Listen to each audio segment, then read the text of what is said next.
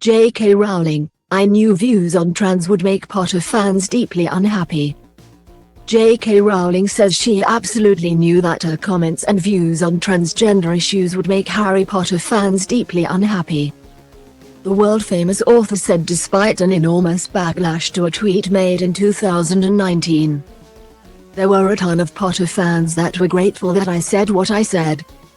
Rowling has previously been criticized for her staunch views on gender identity, explaining that she was partly motivated to speak out because of her experience of domestic abuse and sexual assault, but has strongly denied accusations of transphobia.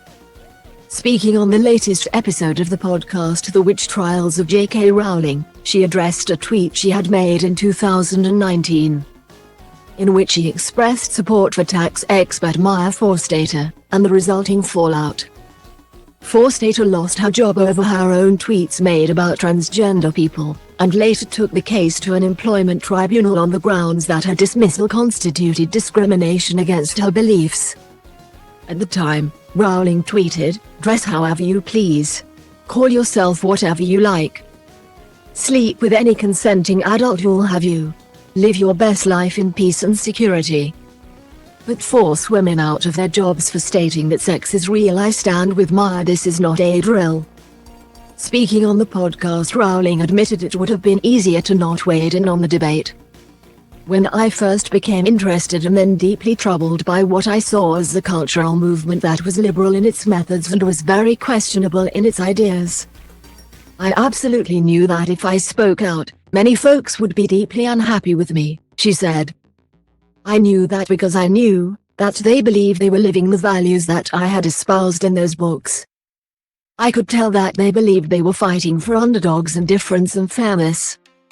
When I first became interested and then deeply troubled by what I saw as a cultural movement that was liberal in its methods and was very questionable in its ideas, I absolutely knew that if I spoke out, many folks would be deeply unhappy with me. And I thought it would be easier not to, that this could be really bad. And honestly, it has been bad personally. It has not been fun. I have been scared at times for my own safety, and overwhelmingly for my family's safety." She added, "Time will tell whether I've got this wrong. I can only say that I've thought about it deeply and hard and long. And I've listened, I promise, to the other side.